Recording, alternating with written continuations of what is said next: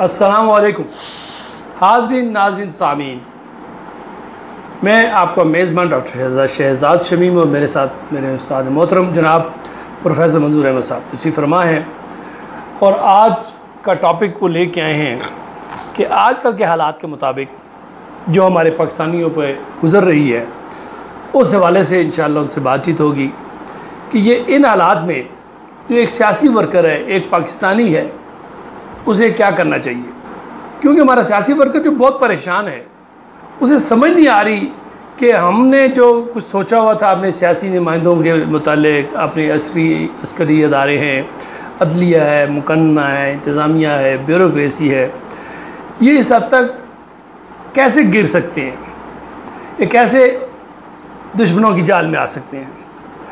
تو ان حالات میں ہمارے جو عام آدمی ہے، پاکستانی ہے، سرکاری ورکر ہے، اسے کیا کرنا چاہیے، اور جو ہمارے ادارے ہیں، مقننہ ادارے ہیں، صاحب اختیار ہیں، ارباب اختیار ہیں، جن کے ہاتھ میں آج کل بھاگ دوڑ ہے پاکستان کی، جو کہ انہیں تکنی کا اناج نچاتے ہیں، کبھی کس کو لاتے ہیں، کبھی کس کو لاتے ہیں، اپنی مرضی کے حساب سے جب جی چاہتے ہیں بدل دیتے ہیں۔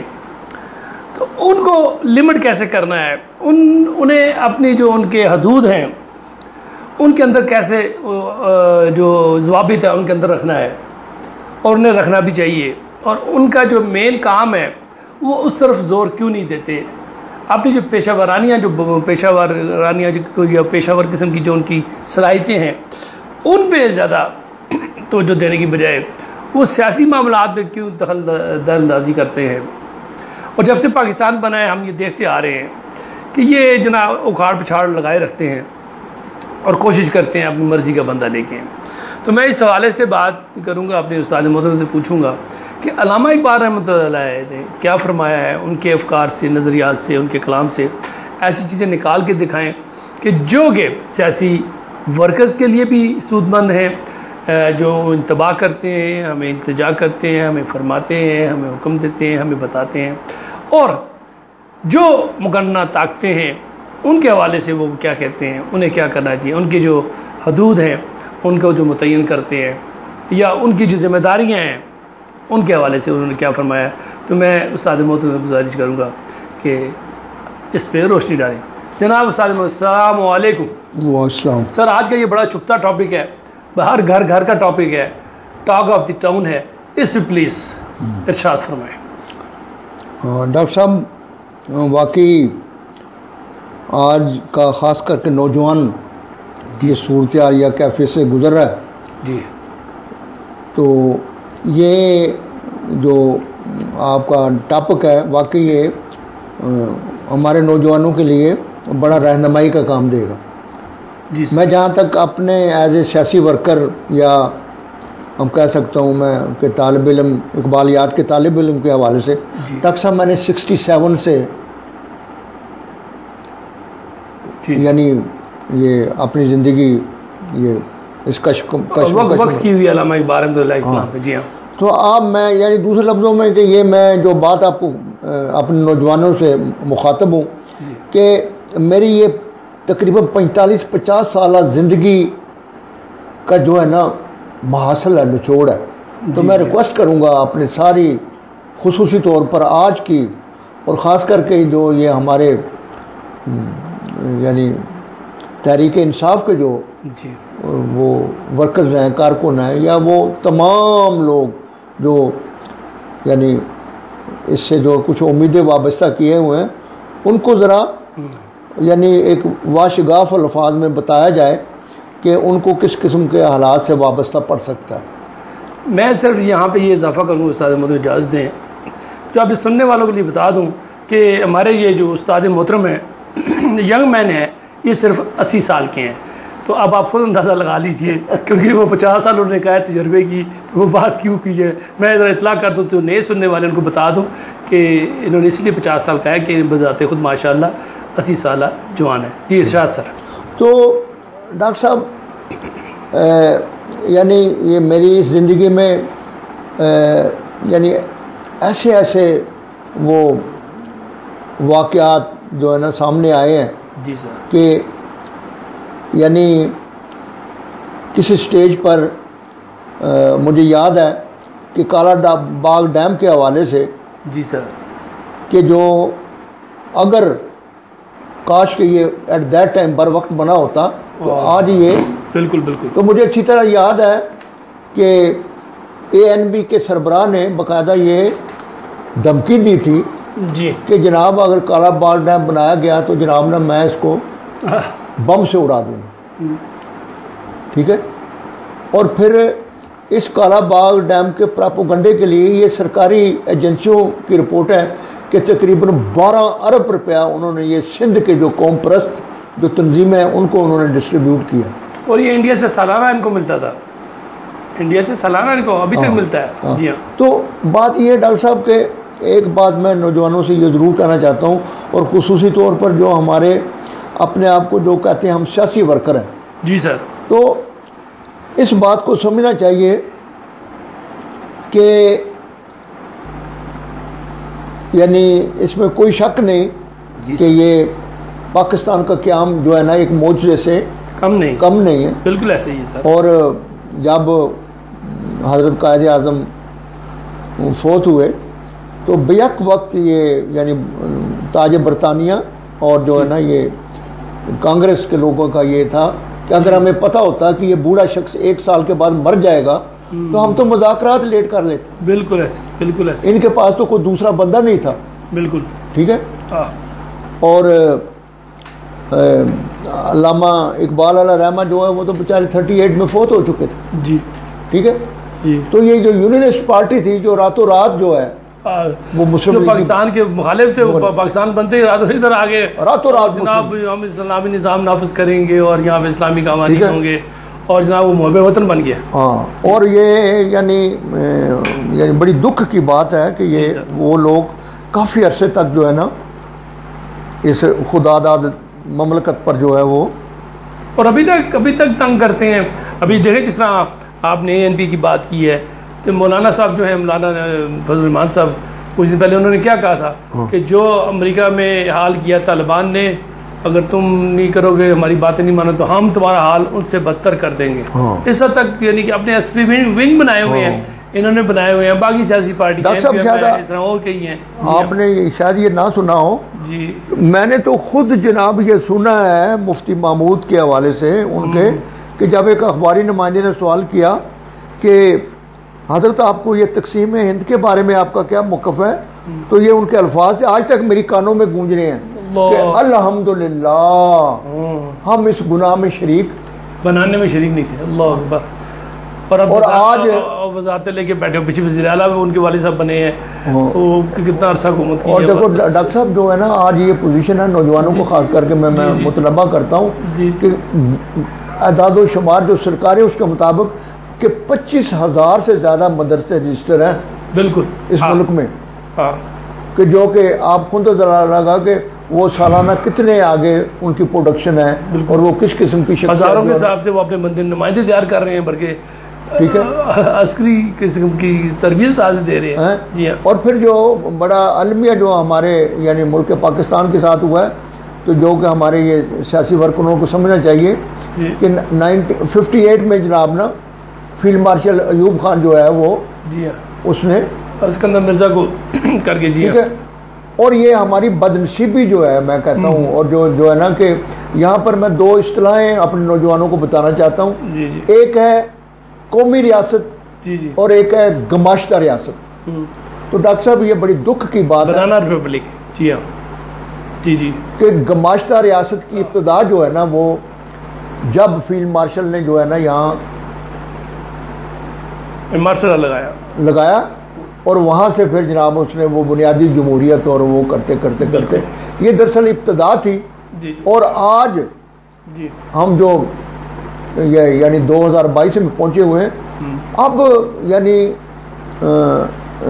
یہ ہمارے جو بھولے بالی جو یہ چوتھی نسل جو ہے کہ جس کو سمجھنا چاہیے کہ ہمیں یہ جن اداروں سے واسطہ ہے, پولیس ہے, رینجر ہے, عسکری ادارے ہیں, انٹیلیجنس ادارے ہیں, یہ اگر ایک سیاسی ورکر کو پتہ ہی نہیں ہے ان کے رول کا تو صاف ظاہر ہے کہ جب وہ ان سے واسطہ پڑے گا. اب دیکھو مجھے دکھ بھی آیا, ہنسی بھی آئی کہ وہ شیری مزاری جو ہے کہ وہ جب اس کو وہ گاڑی سے نکال رہے تھے تو وہ احتجاج کرے ہو تم مجھے کیوں ہاتھ لگا رہے ہو. اور جب وہ 72 سالہ ہماری لیڈی ڈاکٹر جو ہے وہ یاسمین راشد صاحب، ہاں کہ جناب اس کی وہ گاڑی کو توڑا جا رہا تھا، 10-15 بندے ڈنڈے لے کے گاڑی مارے اور دہشت گردی کا مقدمہ کر رہی. اور آج وہی یعنی جو کل تک حکمران تھے پنجاب میں، آج ان کی اپنی ضمانتیں وہ ہو رہی ہیں نا. تو یہ کیا بات ہے؟ آج کا ہمارا جو میں سمجھتا ہوں ڈاکٹر صاحب جو ہم مخاطب ہیں وہ ہم اپنے نوجوان نسل سے ہیں، اور خصوصی طور پر وہ لوگ دوست جو ہمارے پولیٹیکل ورکر ہیں، اگر وہ اس بات کو نہیں سمجھیں گے کہ یہ جو کچھ ہو رہا ہے کہ اب دیکھیں نا، مثال دینی پڑتی ہے ہندوستان کی. ہندوستان ایک قومی ریاست ہے، اس کے ادارے جو ہیں وہ اگر ان کو امریکہ، جرمنی یا یورپ جو ہے نا آفر کرتا ہے نا کہ ہم یہاں کارخانہ لگائیں گے ہندوستان میں، تو وہ کہتے ہیں کہ نہیں، پہلے ہم آپ سے کن شرائطوں پر آپ ہمیں امداد دیں گے. تو وہ اپنی شرائطیں رکھتے ہیں بالکل کہ ہم تمہارا یہاں تب آپ کی امداد قبول کریں گے کہ تمام ٹیکنیکل بایو ڈاٹا ہمیں دیں گے، تمہارے ماہرین کو ہم اتنی تنخواہیں دیں گے، را مٹیریل جو ہے نا ہمارے اپنے بحری جہازوں پر آئے گا، ٹھیک ہے، اور 10 سال کے بعد ہم جو تمام کمپوننٹ جو ہے نا ہم یہاں مینوفیکچر کریں گے. اگر تمہیں منظور ہے تو لے، ادروائز نہیں. اب یہ قومی ریاست کا ایک وہ رول بنتا ہے، لیکن پاکستان چونکہ گماشتہ ریاست ہے، لہذا یہاں پر کمیشن بیس لوگ ہیں، اپنا کمیشن لیتے ہیں، بس جا کے آؤ جو مرضی کرو، جو جنوں مرضی لوٹو، جنہ مرضی لوٹو.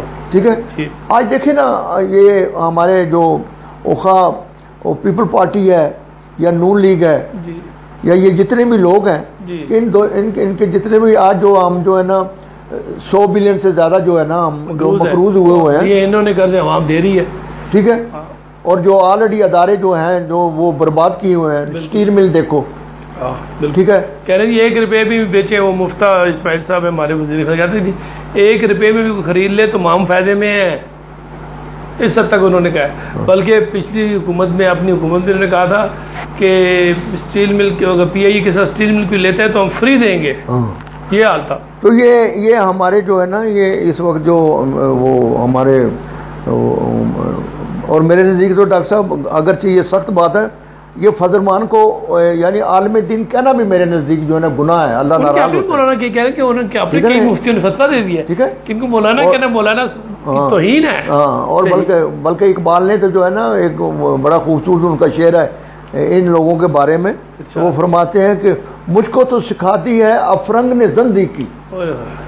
کہتا میں تو یورپ گیا ہوں، بڑا پڑھا لکھا فلسفہ ہے، مجھ کو تو سکھاتی ہے افرنگ نے زندگی، اس دور کے ملا ہے کہ ننگے مسلمان. یہ تو ننگے مسلمان نہیں ہے.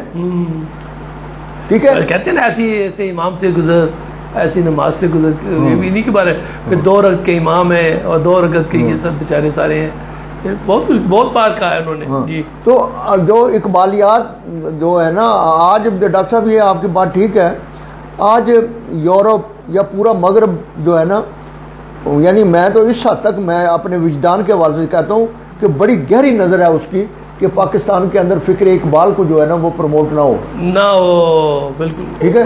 اور میں کہتا ہوں کہ چھٹی تک ختم کر دی گئی ہے. ہمارے جو کپتان ہیں اللہ تعالیٰ اسے صحیح سلامت رکھیں، عمران، اس کی ایک جو ناقابل معافی جرم جو ہے نا وہ یہ بھی ہے کہ یہ اقبال کی شاہین کی بات کیوں کرتا ہے، کیوں جگا رہا ہے، ریاست مدینہ کی بات کرتا ہے، علامہ اقبال کی بات کیوں کرتا ہے. بالکل یہی بات ہے. ٹھیک ہے. لیکن ہے کہ ڈاکٹر صاحب میں یہ کہوں گا تحریک انصاف سے کہ میرا وجدان کہتا ہے کہ انشاءاللہ ان کو دوبارہ اقتدار مل رہا ہے، اور یہ کوشش یہ کریں کہ آئندہ جو ہے نا یہ اپنے یعنی اس میں جو پیریڈ ان کو ملے گا، اور جتنی جلدی ہو، خدا کا واسطہ جتنی جلدی ہو کہ تمام جو انوائرمنٹ ہے یعنی مسجد ہے، مدرسہ ہے، اور جہاں پر یہ شخصیتیں تعمیر ہو کے آتی ہیں وہاں اقبالیات کو رائج کریں تاکہ یہ ایک لا عمل بنا دیں ان کے لیے، عسکری اداروں کے لیے، مقننہ کے لیے، انتظامیہ کے لیے، عدلیہ کے لیے، مدارس کے لیے، یہ تدریس جو ہے، درس و تدریس جو ہے، ان تمام اداروں کے لیے یہ لازمی کر دے، ایز اے مضمون شامل کر دیا جائے اقبالیات کو.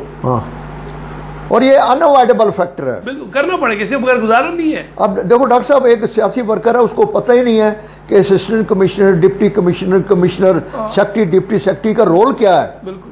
تو صاف ظاہر ہے کہ جب وہ آج بھی جو ہے نا اصل حکمران جو ہے وہ تو کمشنر ہے. اب ایک ہمارا سیاسی ورکر جو ہے سیدھا سادہ بولا جذباتی نعرے لگاتا ہے، تو سیدھی بات ہے جب پولیس اس کو پکڑ کے لے کے جاتی ہے تو وہ جب اس کو جب وہ لتر لگاتے ہیں نا تو اس کے بیچارے کی ساری سیاست جو ہے نا اور وہ سارے باقی دوستوں کے نام بتا دیتا ہے. بالکل. اور وہ کہتا ہے کہ میری آئندہ واسطے توبہ، میں ایسی حرکت نہیں کروں. بالکل ایسے ہی. وہ باہر آ کے جناب کہتے ہیں جی اس کا نا کیا کہتے ہیں سافٹ ویئر چینج ہو گیا ہے، اپ ڈیٹ کر دیا گیا ہے. ٹھیک ہے. تو لہذا جو میں سمجھتا ہوں خاص کر کے یہ ہمارے نوجوان بچے جو ہیں تحریک انصاف کے حوالے سے، کہ یہ میں دیکھ رہا ہوں کہ آگے 4-5 سال جو ہے نا یہ بڑے یہ آنے والے دور میں ہے، لہذا جناب ان کو تیاری کرنی چاہیے. بلکہ میں کہتا ہوں کہ ان کے لیے بہت اچھا ہو گیا یہ دھچکا جو نے لگا ہے، اس میں تیاری کر لیں اور عمل بنا لیں، نظم العین بنا لیں کہ اگر اگلے 50 سال کے لیے سوچ لیں کہ جو بھی حکومت آئے گی اس پہ چلے گی، ایسا کوئی سسٹم کر دیں. اور ڈاکٹر صاحب مجھے اچھی طرح یاد ہے کہ دیکھو نا اب یہ پاسداران اسلام تھے ایران کے، تو اب چونکہ وہ گماشتہ ریاست تھی وہ شہنشاہ، اور وہ کہتا تھا پورے میں گلف کا میں بدماش ہوں، میں امریکہ کا پولیس مین ہوں یہاں پر. بالکل. لیکن ہے کہ جب وہ لوگ اٹھے تو جناب یہ جو ادارے جو تھے وہاں سے انہوں نے اپنی وردیاں اتار کے پھینک کے بھاگے ہیں. بالکل. اور سب سے پہلے اور اس کو مرنے کے لیے جگہ کسی نے نہیں دی، بڑی مشکل سے ملی تھی تدفین کے لیے. تو یہاں بھی میں یہ اپنے نوجوانوں سے یہ کہتا ہوں کہ کسی خوش فہمی میں نہ رہیں، اپنے آپ کو یہ جو فکر اقبال ہے جو ہے اس کو سمجھیں تاکہ آپ کو پتہ لگے ریاست کیا ہے، ملکیت کیا ہے، سرمایہ داری کیا ہے، IMF کیا ہے، ورلڈ بینک کیا ہے، یہ بین الاقوامی یہ جو بین الاقوامی مالیاتی ادارے ہیں یہ کیا ہیں. ٹھیک ہے. اور خاص کر کے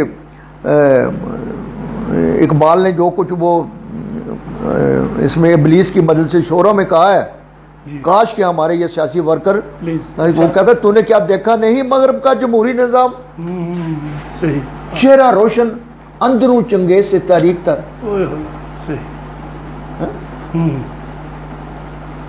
تو نے کیا دیکھا نہیں مغرب کا جمہوری نظام، چہرہ روشن.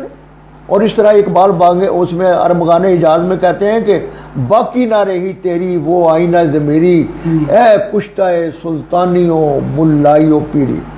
تو ڈاکٹر صاحب آج جو ہے پاکستان ایسے حالات میں مایوسی کی بات نہیں ہے، خوف کی بات نہیں ہے، لیکن اصل بات تیاری کی ہے. اگر اور یہ اللہ نے موقع دیا ہے، یہ ہمیں موقع دیا بھائی ہمارے پاس میرے نزدیک ابھی 5-10 سال ہیں. اگر ہماری یہ قوم اور خصوصی طور پر یوتھ جو 60-70% لوگ موجود ہیں، ٹھیک ہے، تو انشاءاللہ کوئی مایوسی کی بات نہیں ہے. بات صرف تیاری کی ہے کہ شعوری طور پر بنے پاکستانی، بالکل شعوری طور پر سیاسی ورکر بنے، غیر شعوری طور پر جذباتی طور پر سوائے مار کھانے کے پھر یہ ہم کہیں گے او جی اتنے ہزار ہمارے پاس گولے پھینکے، اور یار وہ تم پر پھول پھینکیں گے. ابھی کل کی بات ہے یہاں ایبٹ آباد میں پولیس نے درجنوں ہمارے بچے شہید کیے ہیں. ڈاکٹر صاحب دن کے ٹائم یہ NP کا دور تھا اور یہاں پر جو ہے نا، اور آج کچھ لوگ جو ہے نا مجھے دکھ سے کہنا پڑتا ہے کہ ان کی لاشوں کو جو ہے نا وہ ان کے مجاور بنے ہوئے ہیں اور ان پر وہ سیاست کر رہے ہیں. تو وہ معصوم بچے تھے. ٹھیک ہے. اگر ان کو پتا ہوتا کہ بھئی یہ پولیس جو ہے، اب بات یہ ہے کہ یہی ادارے یا یہی پولیس یا یہی عسکری ادارے جو شامل تھے اس قتل عام میں. تو آج ڈاکٹر صاحب پھر میں یہی کہوں گا کہ یہ تقاضا ہے، حالات کا تقاضا ہے کہ جو کام کیا جائے شعوری طور پر کیا جائے، اور پولیٹیکل ورکر بنو، شعوری طور پر بنو، جس میں ریڈی والا شامل ہو، جس میں وکیل ہو، صحافی ہو، دکاندار ہو، ڈاکٹر ہو، انجینئر ہو، ملا ہو، اس میں سارے لوگ شامل ہوں اور اقبالیات سے لیس ہوں.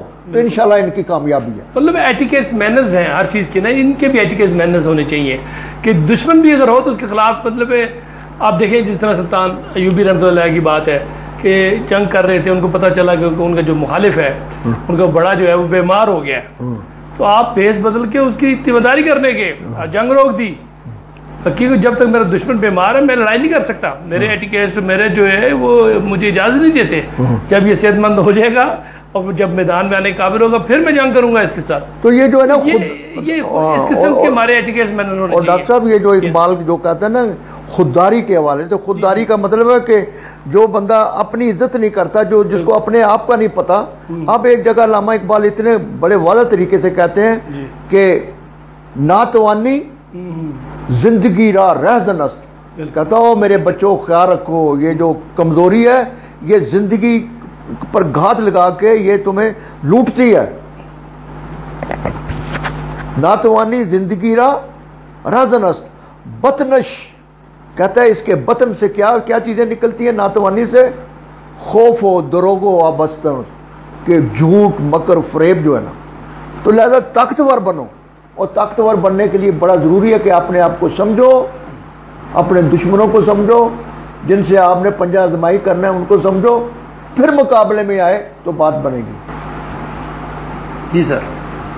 تو ڈاکٹر صاحب میں اس حوالے سے خصوصی طور پر جو ہے نا اپنے نوجوانوں کو کہوں گا کہ اقبال نے کچھ گائیڈ لائن دی ہے اپنے ضرب کلیم میں جی کہ اس پر ذرا میرے بچے جو ہے نا غور فرمائیں اور اس پر جو ہے نا اپنے آپ کو اس کسوٹی پر لے کے آئیں کہ ہاں. تو میرے جوانوں اس بات کو سمجھو کہ اقبال فرماتے ہیں زندہ ہے فقط وحدت افکار سے ملت. جی ہاں بالکل. زندہ ہے فقط وحدت افکار سے ملت, وحدت و فنا جس سے وہ الہام بھی الہاد. بالکل ایسا. اصل چیز تمہاری جو فکری اور عملی طور پر وحدت ہے. بالکل.